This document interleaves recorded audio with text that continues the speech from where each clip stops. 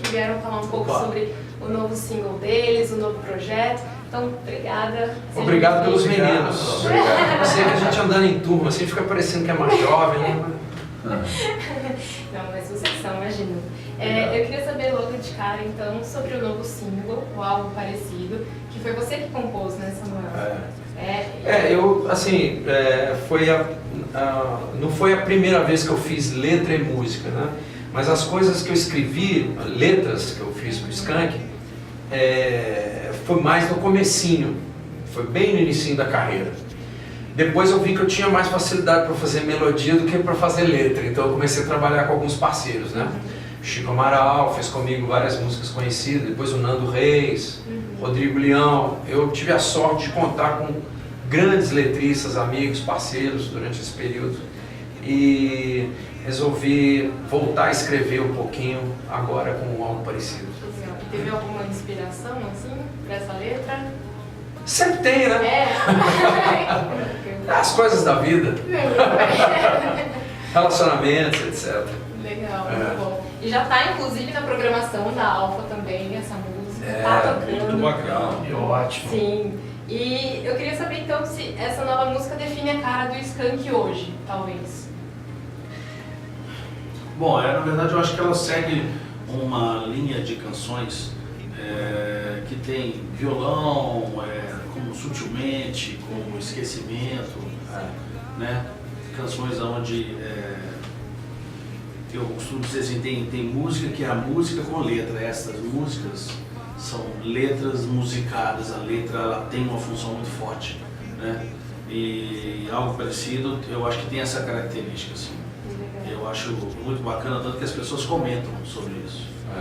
Chama a atenção e é legal que as pessoas pegam a música e pegam para elas, né? Como se fosse a verdade delas. E ela tá dentro do disco Os Três Primeiros. Isso aí. Né? Apesar do nome algo parecido, ela não se parece muito com o início de carreira do Skank, se parece mais com essas músicas que o Henrique falou. Óbvio, ela foi feita agora, né? E no disco a gente tem uma outra música inédita, que é o Beijo na Guanabara. Essa sim foi composta na época, mas não foi gravada pelo Skank. E a gente resgatou essa música, então a pessoa, quem tiver contato agora com esse disco novo do Skank, DVD, né? Além das canções clássicas do Skank do início da carreira, gravadas lá no show no Circulador, vai conhecer também essas duas inéditas. E como é que surgiu então a ideia de vocês fazerem esse disco, trazendo canções desses três primeiros discos de vocês? Eu acho que a gente já tem outros DVDs ao vivo, mas normalmente a gente fez uma compilação de toda a carreira. E a gente começou a notar que algumas canções que a gente acha que elas são importantes na nossa carreira, elas não tiveram uma visibilidade muito grande por situações como, por exemplo, músicas de trabalho, por exemplo, o álbum Samba Poconé, que tem Garota Nacional, Partida de Futebol, Tão Seu. Estas músicas acabam pegando muito a atenção do álbum. Isso também tem no Calango, que é o nosso segundo álbum, o Samba Poconé é o terceiro, o Calango é o segundo, e o nosso primeiro álbum, que se chama Skank, que foi conhecido, se tornou conhecido em Minas Gerais e em alguns outros estados, mas não no Brasil por inteiro. Então a gente resolveu juntar não só canções conhecidas, mas canções que a gente acha que são importantes para a nossa carreira, mas que não tiveram espaço devido na época.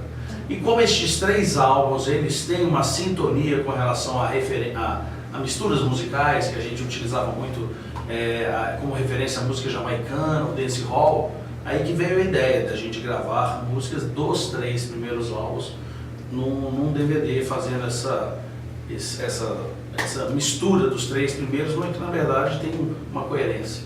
E três álbuns que não são só importantes para a gente, mas até para a música pop brasileira, né? Assim, junto com outros artistas na época, o Skank desenhou uma estética do que foi feito ali nos anos 80 e esses três álbuns são importantes demais para isso. Legal.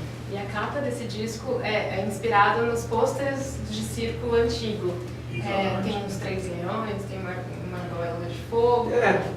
As capas do Skank sempre foram muito icônicas, são capas que a gente lembra até hoje. Teve alguma inspiração para essa? Eu acho que elas se conectam um pouco com as coisas do Samba Poconé, né? É uma arte que que foi o disco, é o último desses 3, né? É um disco que teve uma venda absurda de 1.800.000 cópias. Um disco que levou o Skank, consolidou a imagem do Skank no Brasil e também alguns outros países. Assim, a gente pôde, durante a época desse disco, visitar, fazer shows e tal.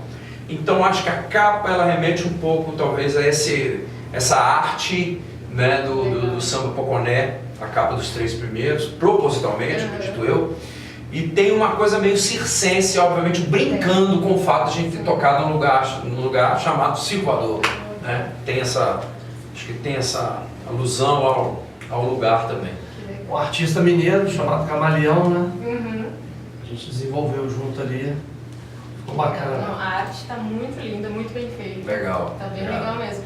O show para esse disco foi gravado no ano passado ao vivo, né? Pro CD e DVD. Em novembro do ano passado. Isso. Como é que foi esse show? Na verdade foram 2 dias. Foram 2 dias? 2 dias. O show que a gente está fazendo agora, exatamente desse álbum, ele é um pouco diferente do DVD. O DVD tem mais canções. Tá. A gente colocou mais canções de cada álbum. E o que é legal é que o ciclo ele tem um significado muito forte para nós, porque quando a gente estava começando a tocar, sair de Minas Gerais, tocar no Brasil, o ciclo ele é um lugar que é descobridor de novos talentos, não só dos anos 80, mas dos anos 90. Então, na verdade, a gente fez uma grande homenagem ao início da nossa carreira, que exatamente coincide com essa história dos 3 primeiros álbuns. A gente já havia gravado DVDs com públicos enormes, né? No Mineirão, 50.000, Ouro Preto, Rock in Rio. Então a gente resolveu fazer um DVD mais intimista, né? Com 2.000 pessoas por noite, até né? Diferente, né? Falar intimista, 2.000 pessoas, né? Vamos fazer uma festinha em casa, não, 2.000 pessoas. Mas foi legal, a gente ficou muito satisfeito. Que legal. E dia 1º agora já começa a turnê de vocês, que já está esgotado, inclusive, no Credit Card Hall, é isso? Na verdade é curioso, né? Hoje as coisas andam meio diferentes do modelo clássico. A gente já tocou em algumas cidades lançando o disco, mesmo ainda não tendo o disco. A gente não tem o disco agora, daqui a pouco, né? Ele começa a ser disponibilizado. Amanhã, né? Eu acho que entra o primeiro. Não, espera, a gente está falando de data aqui, tem que ver direitinho. Já tem, então. Porque agora entra o primeiro EP desse projeto, cobrindo o primeiro álbum. Depois, daqui a 15 dias, mais ou menos, o segundo EP, o segundo álbum e o terceiro depois. 4 de outubro. A gente já passou, na verdade, por algumas capitais com os 3 primeiros, mesmo não tendo o disco, e não tinha nem a música inédita também. A gente já tocou em Belo Horizonte, já tocou no Rio de Janeiro, Brasília e Vitória. São as cidades que já viram o show. São Paulo a gente está chegando e a recepção não poderia ser melhor, né? Casa cheia, ingressos esgotados, vai ser uma grande noite, tenho certeza. Imagino que sim. O que vocês esperam então para essa apresentação agora, 1º de setembro, e para as próximas que vão vir agora com a turnê e com algo parecido agora também no repertório, né? Eu acho isso, assim, já tá bom sem o álbum e sem a música. Imagina na hora, né? A música chegou agora, obviamente isso vai... curioso, porque eu acho assim, quando chega uma música nova de uma banda, e aí uma banda que tem esse perfil do Skank, a gente opta por ser uma banda cíclica. Lança um trabalho, recolhe um pouquinho, dá um tempo, recicla, pensa, elabora, aí lança outro trabalho. Então eu acho que toda vez que a banda volta à tona é um evento para os nossos fãs, para quem gosta do Skank. Então o que eu sinto muito assim é que quando a gente volta com o trabalho, como agora está lançando, as rádios começam a tocar, mesmo não necessariamente a música de trabalho, mas começam a lembrar de novo do Skank. A gente vê isso também pelas redes sociais. Obviamente os acessos aumentam, então eu acho que de agora em diante, a gente vai ter uma efervescência do Skank. Isso é o que a gente espera, que vai refletir obviamente nos shows, né? Pelo menos é essa a ideia. E os 3 primeiros álbuns são álbuns que têm muitas músicas conhecidas, né? Acaba sendo quase um baile dos anos 90, assim. Que legal. Não, então, tem muitos sucessos. O repertório é imenso, mas tem Garota Nacional, Jack Tequila, Te Ver, enfim. Ainda tem alguma música que, embora os fãs possam ir à loucura com todas, que vocês veem que o retorno é muito legal, que eles pedem mesmo, não pode faltar? O que a gente reparou é que tocando músicas um pouco menos conhecidas, principalmente no Circo Voador, tiveram fãs assim, muito particulares, né, que adoravam aquele período, que descobriram aquelas músicas, né, diferentemente de elas terem sido muito divulgadas, né, e o formato também, né, de você ter os 3 primeiros, com músicas do São Apoconé, que de repente no Brasil a gente nem tocou muito, mas no exterior a gente seguia uma regra de tocar músicas desconhecidas. Então tem esse combo, né, que junta as duas pontas, que é muito interessante. O Calango já é um disco mais conhecido, né, do público. Mas juntar essas partes aí você vê um público bem particular. Legal. E talvez individualmente ou no grupo, vocês também têm uma preferida de vocês? Vou só completar uma coisa que o Léo falou, Claro. o que é legal, às vezes, em show, você notar que as pessoas, às vezes elas se identificam com músicas que não são conhecidas, mas que para elas, músicas que a letra faz um significado muito forte. Então elas falam assim, eu queria escutar essa, eu queria escutar aquela. Isso é uma característica da época quando a gente lançava álbuns, que as pessoas acabavam conhecendo o artista de uma maneira mais profunda. Né? E isso é que eu acho legal desse show também, que por mais que a gente ache que algumas canções elas não tocaram no rádio, você vê que tem um volume de pessoas que cantam aquelas músicas, pelo fato delas terem comprado os álbuns, escutado os álbuns inteiros. Isso é um detalhe que é legal da história de você lançar álbuns. Muito bom, legal. E com vocês então, tem alguma em especial que toca o coração, talvez tenha um significado especial? Eu acho que porque a gente está convivendo com essas músicas há tantos anos, aí tem hora que uma fica mais gostosa de tocar, a outra menos, isso vai mudando. Dá uma enjoada, Pode falar, talvez. é muito legal isso, assim, da gente... Esse projeto serve também a esse propósito, de tocar músicas que também não foram muito conhecidas nesses álbuns. Curiosamente, são álbuns muito expressivos e tal, mas, por exemplo, o primeiro disco não teve um grande single.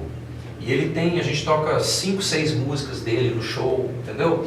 Então é jogar luz também para coisas que não tiveram muito vez na época, músicas que não tiveram, quase que fazendo uma correção histórica, fazendo justiça. Vamos dar uma moral para essas músicas aqui, porque eram músicas que a gente tinha um amor igual por elas, né? Sendo sucesso ou não, sendo prediletas do público ou não, são músicas relevantes para nós. Então, elas estão lá no show. Né? No total são quantas faixas? Acho que 25, né? Olha. No show. Em torno de 25. No disco, né? No disco, 25. E no show? No show só Deus sabe. No show até a hora de começar, mas até a hora de acabar. Sério? Muito bom. 25 no meio. Olha isso, que bom. Na última entrevista aqui, lá em 2016, vocês estiveram aqui na Alfa também, vocês comentaram que vocês foram a primeira banda independente daquela época a lançar um CD. Isso. Né? Um disco independente de formato CD. Exatamente. E que vocês nem tinham um aparelho na casa de vocês para escutar. Eu quero saber hoje, já 2 anos depois, né, da última vez que vocês estiveram aqui, muita coisa já evoluiu, já mudou. Nesse mundo virtual, como é que está a comunicação de vocês hoje com os fãs? Como é que vocês têm esse retorno deles, a divulgação de vocês através das redes sociais, etc? Como que funciona hoje?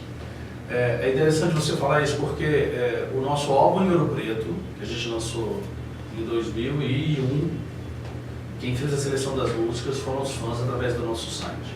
Quer dizer, naquela época a gente já tinha essa história de conversar direto com o fã. Mas o que a gente tem notado é que nos últimos 2, 3 anos houve uma mudança muito grande, não só por causa de rede social, o Facebook já tem 14 anos que ele existe, essas coisas, mas principalmente com as plataformas de streaming, né? Que isso tem mudado bastante a forma como as pessoas escutam música. Por exemplo, no nosso caso, é a primeira vez que a gente lança uma música solta, né? Não é solta, mas é algo parecido. A gente tem visto exatamente a mudança, mas a história de uma bela canção, isso não muda. Sabe? As pessoas se manifestam de forma diferente e por vias diferentes, mas o que continua mandando é uma bela canção.